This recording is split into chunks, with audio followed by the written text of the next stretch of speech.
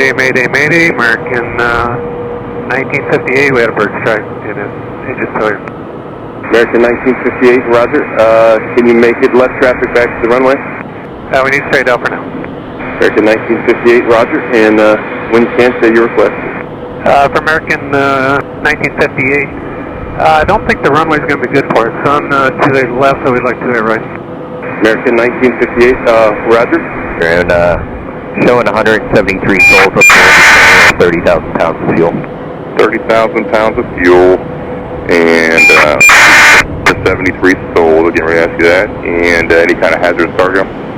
Negative hazardous cargo. It is, we lost the number 2 engine on the bird strike with high vibrations, American 1958. Okay, roger that. And like I said, I'll back you towards the airport. If you have any idea of how far out you want to go before you can come in with the weight and all that stuff, just let me know. Yeah, we're going to be overweight for landing. It's just a matter of finishing this checklist, and then we'll get back to you.